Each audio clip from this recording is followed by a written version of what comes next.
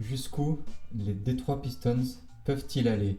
Jusqu'où cette équipe peut prétendre aller? Bonjour à tous et à toutes. On se retrouve aujourd'hui pour discuter un petit peu du renouveau de cette nouvelle ère pour les Detroit Pistons qui se profile et qui a l'air quand même bien kiffante. Cette saison, si vous ne l'avez pas déjà vu, les Pistons sont premiers à l'Est, second de la ligue. Ils font partie des toutes meilleures équipes de ce début de saison. Ils font partie des équipes qui surprennent le plus et des équipes qui jouent le mieux en début de saison. Ça fait longtemps qu'on n'a pas vu des Pistons aussi en forme, des Pistons avec autant d'envie, des Pistons avec un vrai projet derrière. Et on va débriefer un peu tout ça. Bien sûr, qui aurait pu penser que les Pistons reviennent aussi en forme dès maintenant. Pas grand monde au début de saison en tout cas je pense.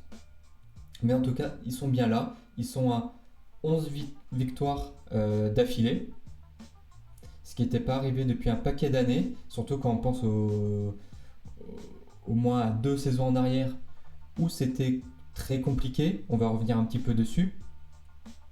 Mais ça fait plaisir quand même pour les fans des Pistons, pour les fans de basket en général, parce que Détroit c'est quand même une franchise qui est mythique, qui est dans le paysage NBA une équipe forte, une équipe avec de la personnalité, une équipe avec une forte identité. Et du coup ça fait plaisir de les revoir un peu à ce stade de la compétition. Les Pistons c'est quand même une équipe qui pendant des années a mangé son pain noir. Pendant des années, c'était très très compliqué. Je pense que les fans des Pistons peuvent que l'attester. Ça devait être vraiment très très dur de supporter cette équipe. Début de saison, ça va mieux. 15 matchs, que 2 défaites, du coup 86% de victoires. Premier dans la conférence Est.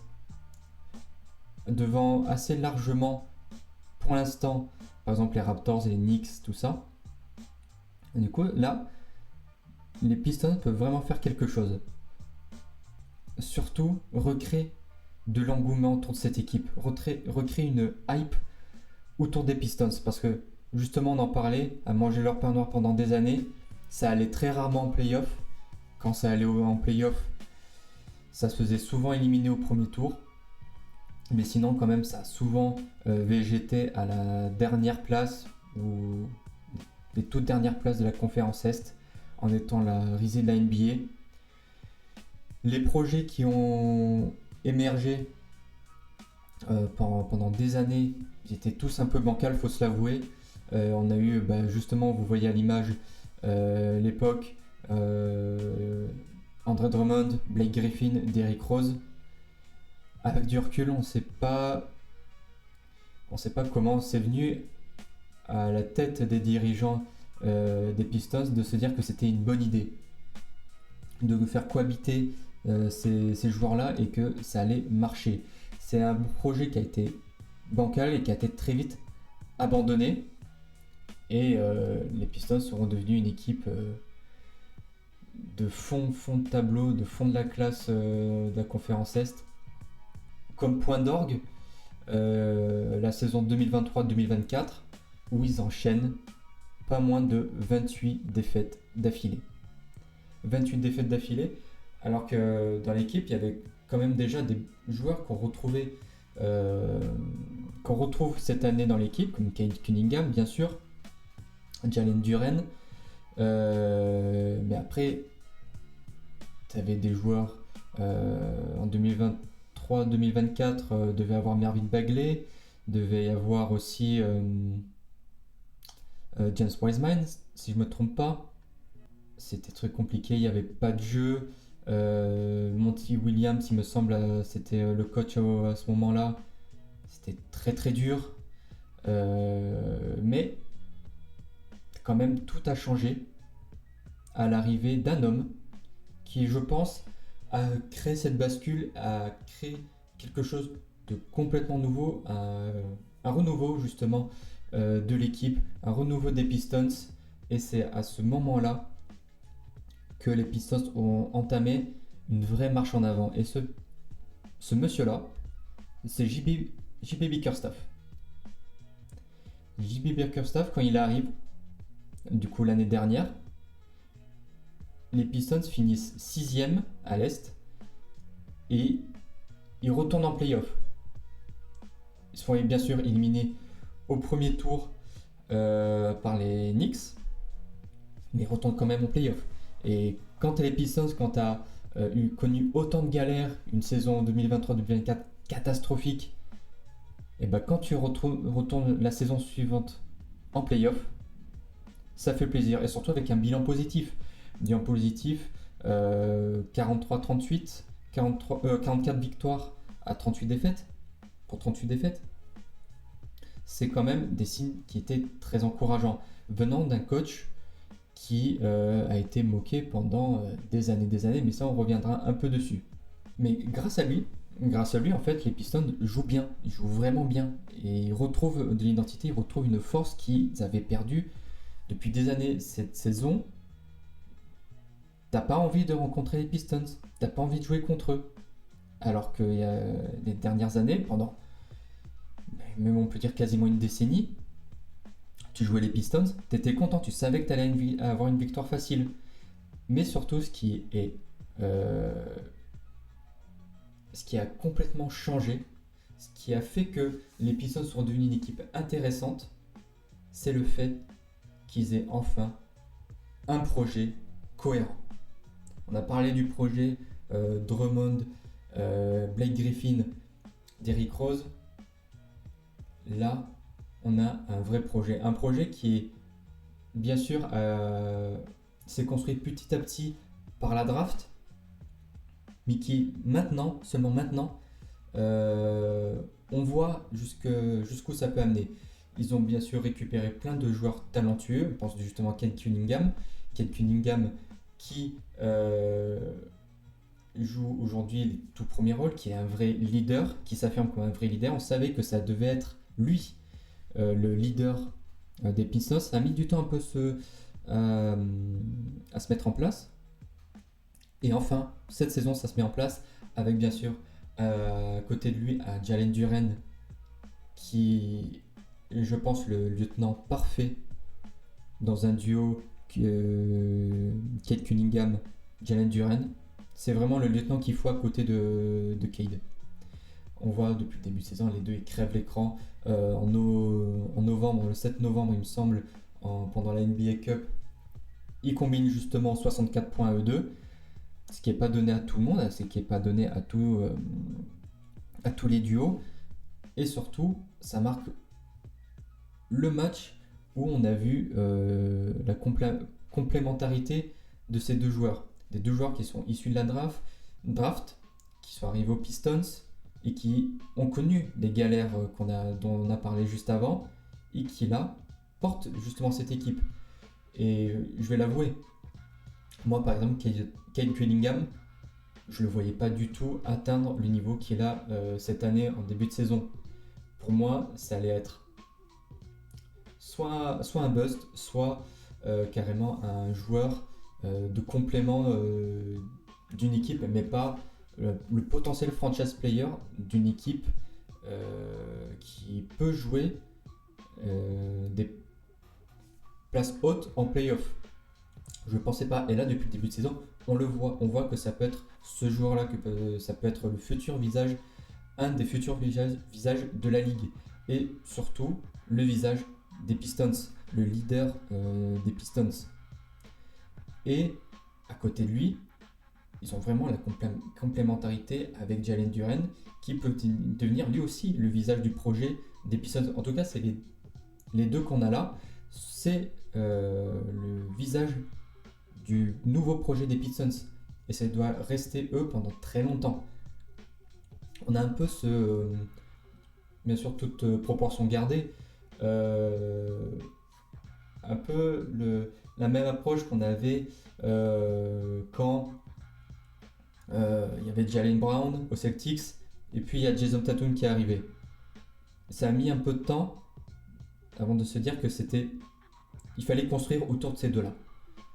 Ben, je pense que du coup pour les Pistons, ils ont trouvé leurs deux gars sur qui il fallait se reposer, sur qui il fallait construire et placer des gars autour. Et c'est ce qu'ils font très bien, parce que justement, on a ces deux personnes-là aussi. D'un côté, Isaiah Stewart et Ozar Thompson, qui sont des parfaits compléments assez jeunes, hein, parce qu'il me semble qu'Isaiah Stewart, il a que 24 ans. Ozar Thompson, il est un peu plus jeune. Mais ce sont des vrais joueurs de complément à avoir dans un sac majeur. Ils t'apportent une défense rugueuse. Ils t'apportent vraiment... Isaiah Stewart, on le connaît bien sûr pour la bagarre qu'il a eue avec Russell Westbrook il y a quelques années maintenant. On le connaît pour ça, mais cette saison, il se refait une image de défenseur rugueux, mais une image vraiment qui colle aux Pistons. Je sais pas vous, mais moi, Isaiah Stewart, je le vois pas avec un autre maillot. Je trouve que le maillot des Pistons lui va très bien. Quand on connaît l'histoire des Pistons, quand on connaît leur identité, leur vraiment côté rugueux, ça colle parfaitement avec le personnage. Et Ozar Thompson à côté, encore jeune, il t'apporte tellement dans une équipe, il fait le lien entre une attaque et une défense, il t'apporte du point, il t'apporte aussi un aspect vraiment solide dans un sac majeur. Et vraiment les deux, c'est des éléments très importants si tu veux construire dans la durée. Mais à côté de ça, là où ils ont été très intelligents, là où ils ont été vraiment très très intelligents, c'est de garantir également des vétérans qui puissent sortir du banc, qui puissent aider dans le 5 majeur, à l'image justement de Tobias Harris. Tobias Harris, il a 33 ans il me semble, 33 ans, il a une expérience assez dingue, et surtout c'est un joueur qui est très régulier à un très bon niveau. Il connaît les Pistons parce qu'il a joué, si je me trompe pas, pendant 3 saisons. C'est ça, 3 saisons de 2016 à 2018. Il connaît la maison, il sait comment les Pistons marchent, il a connu la galère des Pistons.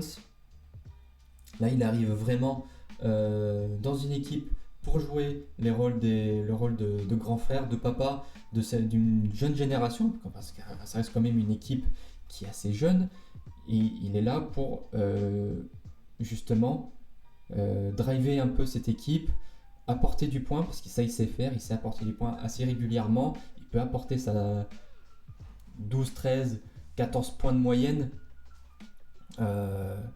assez facilement. Et un peu le twist mental de cette équipe et du fait qu'il joue les premiers rôles défensifs notamment de la ligue, parce que il me semble que du coup ils sont deuxième en defensive ratings. Ils sont en tout cas dans des premières parties assez hautes de tous les secteurs, de tous les segments défensifs de différents ratings, mais le defensive ratings, qui est quand même un paramètre important pour juger de l'efficacité défensive d'une équipe, ils sont deuxième. Derrière, les tenants du titre, le Thunder. Et c'est pas anodin justement que ce twist arrive alors que Tobias Harris est dans l'équipe également. C'est pas le meilleur défenseur, mais je pense qu'il s'imbrique vraiment bien dans la cohésion de ce groupe, dans cette cohésion défensive. Cet aspect défensif du jeu vient sans doute également, pas que sans doute, mais vient essentiellement du choix du coach, JB Bickerstaff. JB Bickerstaff, c'est un coach qui a été souvent moqué, qui a été très souvent moqué notamment quand il était chez les Cavs, mais même avant qu'il soit chez les Cavs, qui n'a pas souvent été reconnu à sa juste valeur. Et je m'inclus dedans parce que le nombre de fois où sur Twitter je me suis un peu foutu de sa gueule, où je me suis moqué de JB Bickerstaff quand il était chez les Cavs, je l'avoue. Je l'avoue. Et là, je suis obligé de retourner un peu ma veste et de dire que il fait un sacré boulot.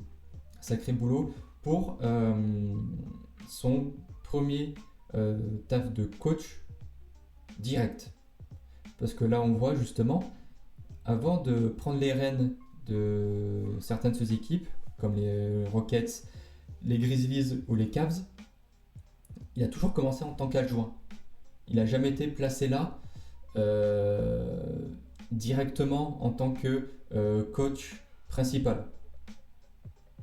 Ça a toujours été histoire de coach intérimaire et ensuite on le renouvelle, comme par exemple chez Cavs où il est resté quand même 4 ans en tant que coach principal, alors qu'avant il était adjoint. Mais chez les Pistons, ils sont vraiment venus le chercher, je pense, parce que déjà c'est un coach qui a des idées claires en défense. Qui a vraiment des idées claires en défense et c'est qui avait besoin pour les Pistons. Ils avaient vraiment besoin d'un coach qui a des idées et qui peut mettre en place des choses, surtout côté défensif. Je pense que en fait, en NBA, il n'y a pas de mauvais coach, il n'y a que des mauvaises situations. Il y a des coachs qui sont plus ou moins bons, mais il suffit que ce coach-là arrive dans une situation avec des joueurs, avec un cadre qui est propice à ses idées, à son jeu, à ce qu'il veut développer, et ça ira tout seul. Et c'est exactement ce qui se passe avec JB Bickerstaff. Il a ses idées, et enfin il tombe dans une bonne situation.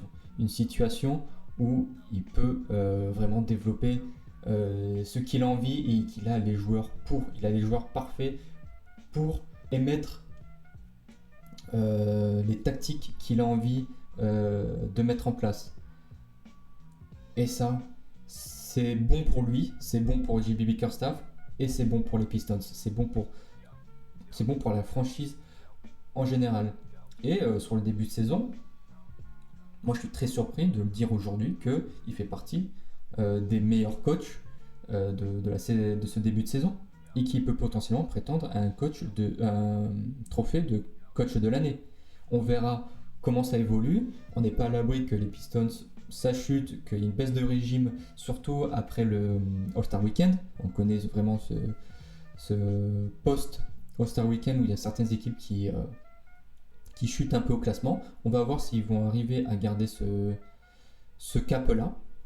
Mais en tout cas, je suis très surpris de cette équipe et je suis très surpris aussi de la cohérence de l'effectif. On a parlé justement de Tobias Harris tout à l'heure. On peut aussi parler du fait qu'ils sont allés chercher un Duncan Robinson qui est là pour te planter du 3 points. Il te faut un spécialiste de cet exercice dans ton équipe. À Boston, je reprends l'exemple de Boston parce que c'est l'exemple que je connais le mieux. Même si l'aspect tactique de Joe Mazzulla c'était que du 3 points, il te faut vraiment un spécialiste dans cet exercice. Et dans cet exercice, le spécialiste, notamment pour le titre, c'est Sam Hauser. Sam Hauser qui, à part mettre du 3 points et prendre quelques rebonds, son travail est vite fini. Mais il faut le faire. Sam Hauser le fait bien. Duncan Robinson peut le faire très bien, même si on l'a un peu perdu de vue dans ces derniers moments au 8 et un peu après. Là, on retrouve un Duncan Robinson important dans une équipe qui joue les premiers rôles, en tout cas en début de saison. Et mine de rien, il te faut ce joueur-là si tu veux aller loin, que ce soit en saison régulière ou en play-off. Mais à côté de ça, ils ont aussi récupéré, je sais pas, Caris LeVert. Caris LeVert, 31 ans il me semble. Ça fait un moment, on l'a vu crever l'écran chez les Nets. Après, quand il était chez les Cavs, il a alterné le bien et le moins bien.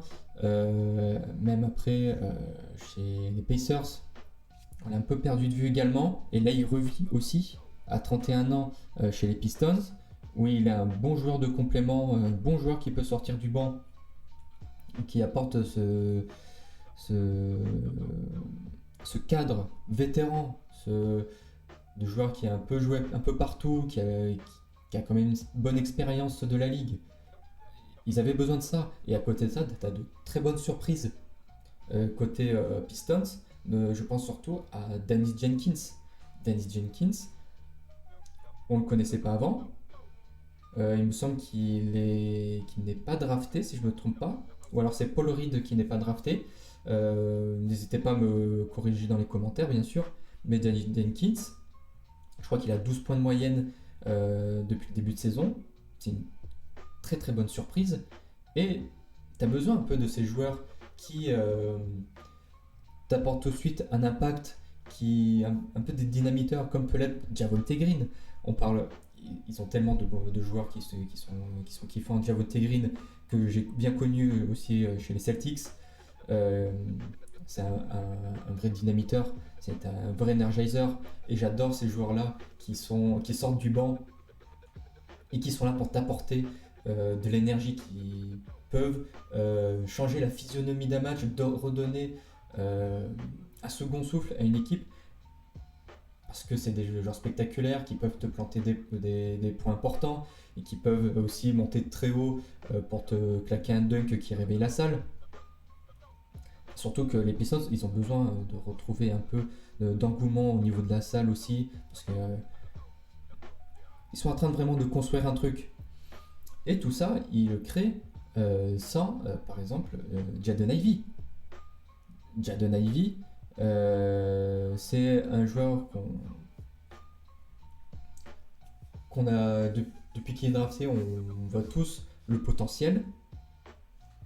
Et dans cette équipe-là, il aurait totalement sa place. Il est blessé depuis le début de saison, mais quand il va revenir, ce sera tellement une option importante à côté de Cade ou en remplaçant justement de Cunningham, parce que Jaden Ivey, il a tellement de talent, et c'est pour ça que ce sera très intéressant une fois qu'il sera revenu, une fois qu'il reviendra sur les parquets, parce que déjà que maintenant les Pistons c'est chaud, alors s'il rajoute une arme en plus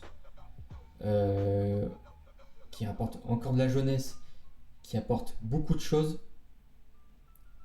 il faudra faire très très attention. Mais en tout cas, je suis très surpris de cette équipe. Maintenant, qu'est-ce qu'il faut espérer de ces Pistons là? Est-ce qu'ils peuvent continuer sur leur lancée? Est-ce qu'ils peuvent rester premiers tout le long de la saison? Ils ont la chance d'être dans la conférence Est. Je dirais dans la conférence Ouest, t'es jamais à l'abri qu'il y a des équipes qui sortent un peu de nulle part, qui se réveillent, et toi, t'as une petite méforme et ils te passent devant. En conférence Est, on a vraiment une conférence qui est extrêmement ouverte. Je pense qu'elle n'a jamais été aussi ouverte depuis des années. Parce que si on met à part du coup les Pistons, on a d'un côté par exemple les Celtics, on ne sait pas si ça joue le top 3 de la conférence ou ça joue le top 3 de la draft, pour la draft. On ne sait pas, ils sont dans un entre-deux où tu sais pas où trop les situer. À mon avis, ça jouera pas le haut de tableau, mais ça peut quand même être chiant si toi tu joues le haut de tableau, que tu joues Boston, t'es jamais à l'abri qu'ils te sortent un top match et que tu perds des matchs bêtement. Après, de l'autre côté, tu as par exemple les Knicks qui sont 3e de la conférence. Et c'est poussif. C'est très très poussif, surtout à l'extérieur, les Knicks. Ils sont qu'à une seule victoire sur 5 matchs joués à l'extérieur. Les Knicks, c'est très poussif. Et à côté de ça, tu as aussi du coup les Raptors qui sont aussi une équipe surprenante parce qu'on les attendait pas ici, honnêtement. Mais il faut voir si eux, ça peut tenir sur la durée. Ça me paraît compliqué pour les Raptors de tenir toute une saison comme ça, de tenir le résultat toute la saison. À mon avis, ça va forcément chuter dans les semaines, les mois à venir. T'as les Pacers, faut scroller pour les voir, qui sont avant-derniers de la conférence S avec seulement 2 victoires pour 13 défaites. Quand on pense que l'année dernière, c'était totalement l'opposé. Ils étaient pressentis même pour du coup pour gagner le titre. Et il a suffi que Tyrese Haliburton se blesse pour voir totalement autre chose. Les Pacers ont perdu un peu leur âme. Je pense que ça a été vraiment un coup dur cette blessure-là. Comme l'a été la blessure de Jason Tatum pendant ces mêmes playoffs pour les Celtics. Ça a été un vrai coup dur. Les Celtics sont passés au positif. Ils semblent un peu mieux s'habituer à tout ça. Mais les Pacers, c'est très très compliqué. Et on n'a pas parlé aussi des Cavs 4e, qui sont eux toujours en embuscade. On les attend très très fort. À mon avis, c'est une équipe qui commence plutôt doucement son début de saison, mais qui va très vite trouver un rythme et gagner de plus en plus de matchs. Et au final, ça peut se jouer entre les Pistons et les Cavaliers en fin de saison pour les 2 premières places de la conférence. Mais en tout cas, vraiment, les Pistons ont une brèche, ont la place pour finir tout en haut de la conférence. Ils ont vraiment la place là. C'est maintenant ou jamais, avant que toutes les autres équipes se remettent en forme, retrouvent leurs joueurs et les blessés, et ceux qui sont blessés. C'est vraiment le moment pour construire un truc sur la durée et pour envoyer un message surtout à la Ligue et à la conférence S. Et maintenant, il faudra compter sur les Pistons. Mais en tout cas, le vrai objectif, c'est déjà d'atteindre les playoffs directs, sans passer par le play-in, mais atteindre les playoffs le plus sereinement possible, ou le plus haut possible, et se tester en playoff. En playoff, vu le début de saison, t'as plus le droit de sortir au premier tour. De ce qu'on voit et de ce qu'on peut attendre de ces Pistons maintenant, qui ont changé de statut, tu peux pas retomber en premier tour. Tu dois aller loin.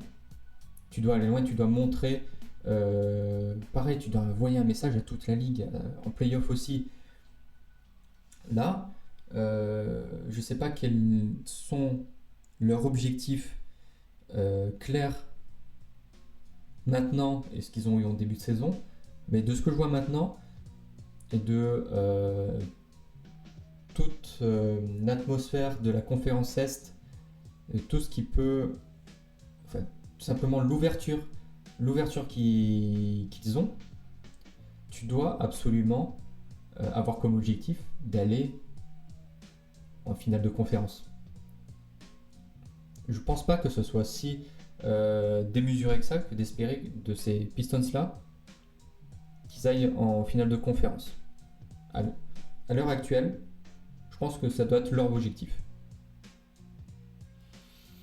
Est-ce que pour autant ce sera un échec s'ils sortent avant ?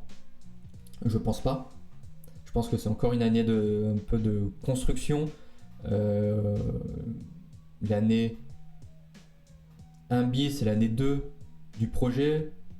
Première année étant l'année dernière. Est-ce que c'est vraiment le début ?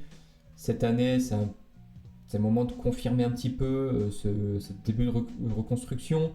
L'année prochaine, ce sera sans doute la confirmation d'une équipe installée tout en haut de la conférence. Mais est-ce que ce sera un échec s'ils sortent avant les finales de conférence? Je pense pas. Je pense pas, mais un peu quand même. Parce que tu peux faire plus. Et je pense qu'ils savent qu'ils peuvent faire plus. Est-ce qu'on va voir pour autant les Pistons en finale? C'est encore trop jeune, c'est encore trop tôt également pour le dire. Mais je pense que c'est un peu trop jeune, un peu trop inexpérimenté. Même quand tu vois leurs vétérans, tu ne dois pas en avoir beaucoup qui ont joué des finales NBA. Peut-être Duncan Robinson, et je suis pas sûr encore. Je pense quand même. Mais oui. À terme, d'ici 2-3 saisons, ton objectif c'est d'aller en finale. D'aller en finale sur ces années-là. Et surtout de garder ton ossature, Cade Cunningham, Jalen Duren, Isaiah Stewart, Ozar Thompson, tout ça, de le garder et de toujours construire autour de ces gens-là, autour de Jalen Duren et de Cade Cunningham, parce que tout commence à peine à leur sourire, tout commence à peine à sourire aux fans des Pistons. Et ça c'est important. Cade Cunningham, il a signé récemment un deal du côté de chez Nike. Et ça, c'est signe de un joueur d'une équipe qui est en forme. Bon, en tout cas, faut voir ce que ça va donner. En tout cas, on est sur les années de base du projet qui est tourné vers le futur parce que c'est une équipe qui est quand même assez jeune. Il faut capitaliser sur ce bon début de saison, sur ces bons résultats. Il faut capitaliser sur ça. Et voir ensuite la suite, ce que ça va donner. On va beaucoup les regarder cette saison, les Pistons. On va beaucoup les regarder, notamment Cade Cunningham qui peut prétendre à une place de choix dans la course au MVP, en tout cas sur le début de saison, voir s'il va tenir la longueur. C'est ça aussi qui est très important. Et à terme, on espère une équipe aussi compétitive que celle qu'on a vue en 2004. Ça remonte quand même, ça commence à remonter. L'époque des frères Wallace, Ben Wallace, Rachid Wallace, John C. Billups, quand il pariait pas sur les matchs au poker. C'était un sacré meneur quand même. Rip Hamilton, j'adore Tayshaun Prince bien sûr. Et j'espère que les Pistons vont retrouver une équipe comme ça, une équipe qui fait kiffer la ville de Détroit et qui fait kiffer les fans français des Pistons. On reste justement tous les fans des Pistons et on espère que ça tiendra le plus longtemps possible et que vous allez aller bien sûr très haut. On l'espère en tout cas. Pour ma part, c'est la fin de la vidéo. Je vous souhaite à tous une très bonne journée. À tous et toutes, une très bonne journée. N'oubliez pas qu'à la fin de la journée, nous sommes tous des fans de basket et de sport. Je vous souhaite une très bonne journée et à très bientôt sur la chaîne.